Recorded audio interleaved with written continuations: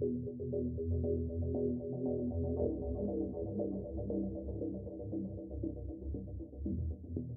everyone, thanks for joining us here at Book Blather today, where we talk about different kinds of books to help spread the joy of reading.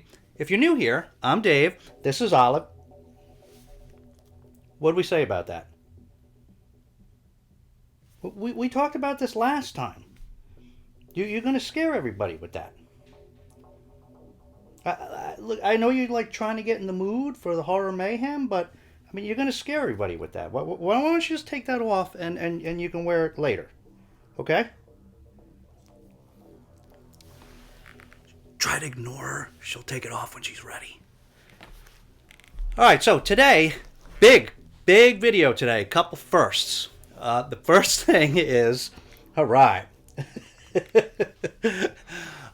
First thing is, today we are talking about our first BookTube event. We've been on BookTube a couple of years now, but I think we've never actually done a BookTube event. We've talked about a couple, June on the Range, Garb August, but we never actually did any of them.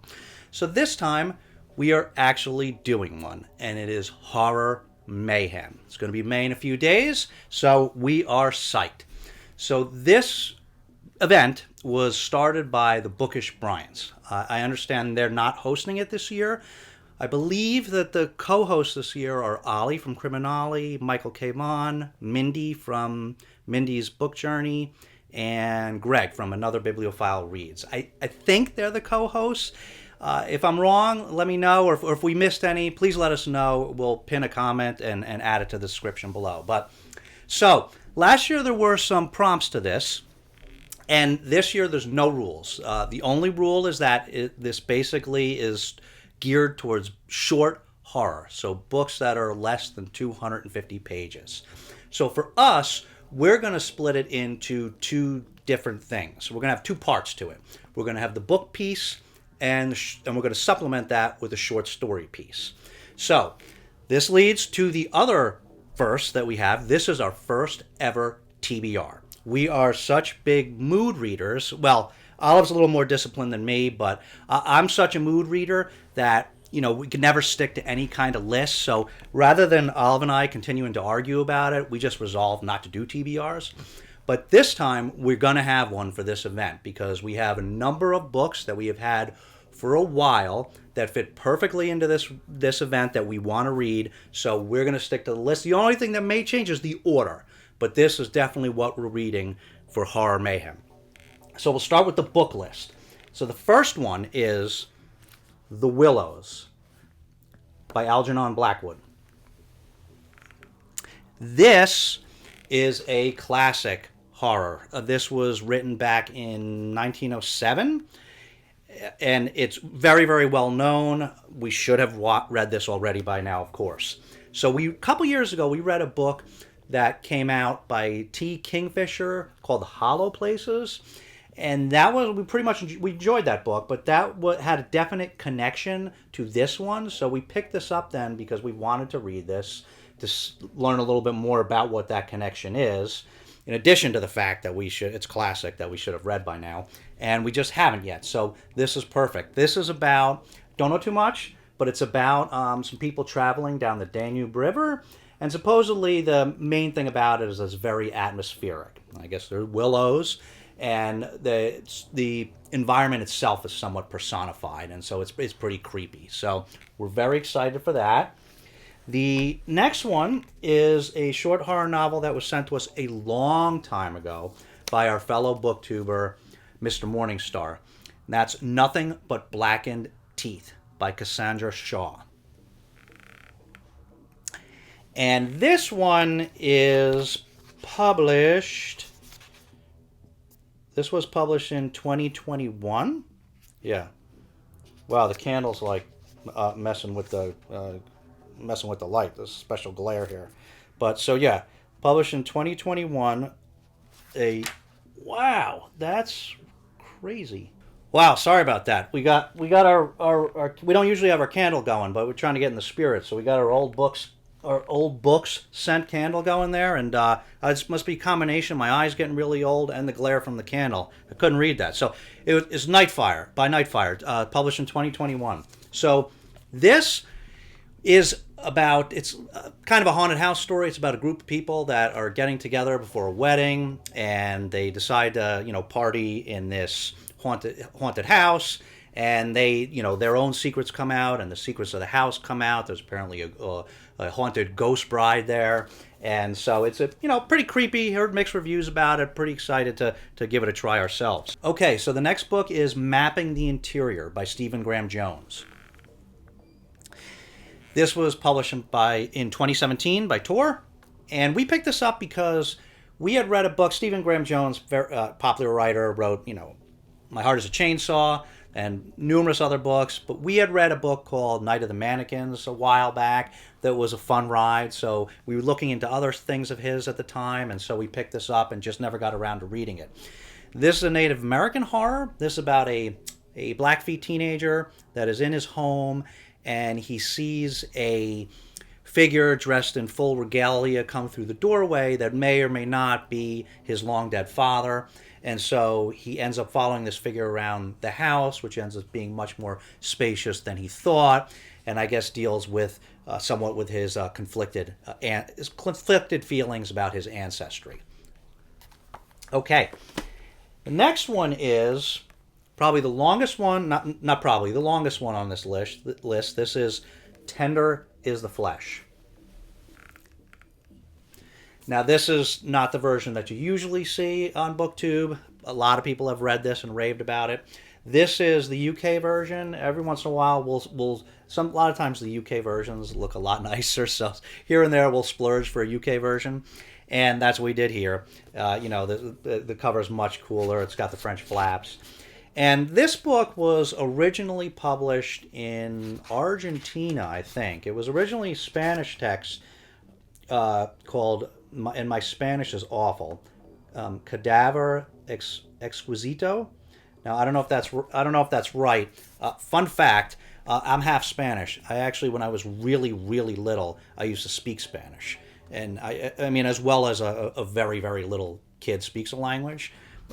Totally forgot the language, actually. I can't speak a word of it now, so totally embarrassing. But so anyway, so that's, I may have mispronounced it, but fortunately for me, it was translated by Sarah Moses in 2020 in English.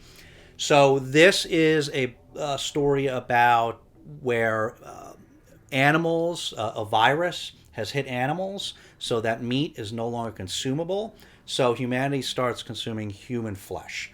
And this follows the story of an individual who is, responsible for some of that slaughter, and then, ends up having a particular specimen and explores that issue.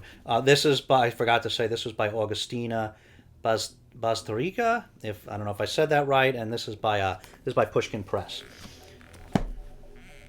And then the last of the books that's on the list is Sabbath of the Fox Devils by Sam Richard.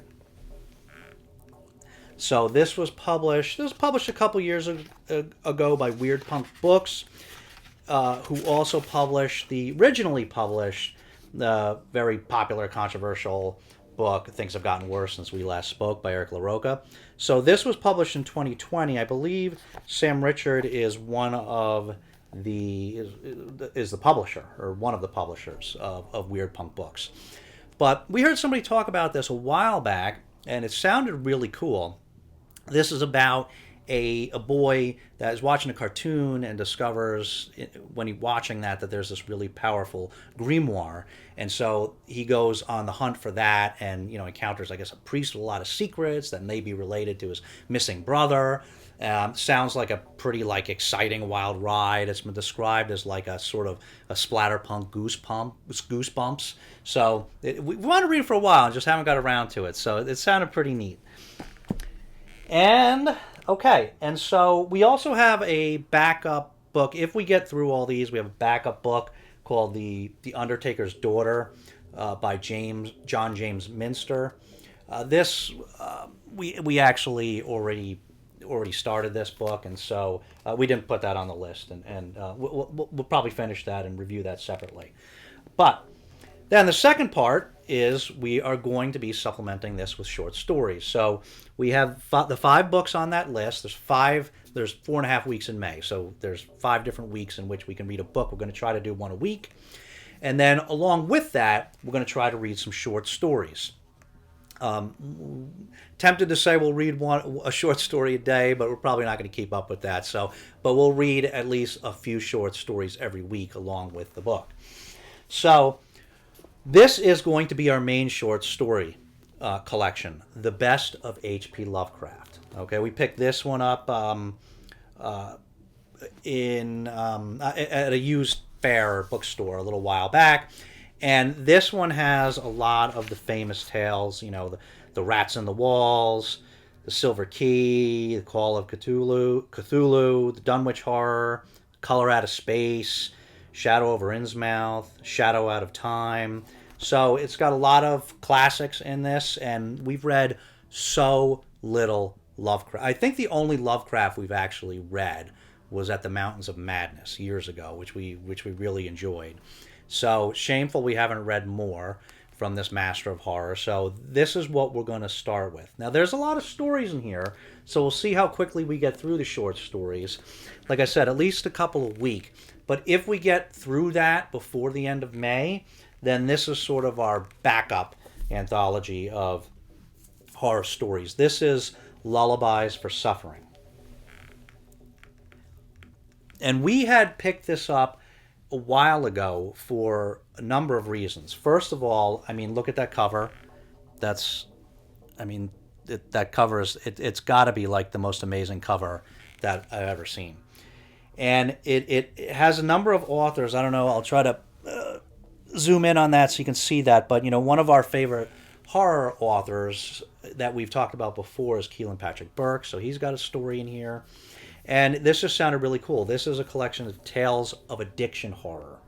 So that just sounded really neat to have an anthology based on addiction horror. So that's going to be our backup for the short stories. Those are a little bit longer, but there's not that many in that volume. So that about covers it. So we're really excited to do Horror Mayhem along with all the others that are going to be doing it. I know a number of people are going to be doing this. So if you've read any, like I said, we're I don't know about the order, but if you've read any of these, or you have any, you fancy a particular one of these, you think we should make sure that we get into quickly, let us know in the comments below. As always, if you don't want to leave anything substantive, you can always leave Olive a puppy emoji. She always likes to see those. So we'll be talking to you throughout the month, of course, as always. But in the meantime, take care of yourselves and each other, and we'll see you next time.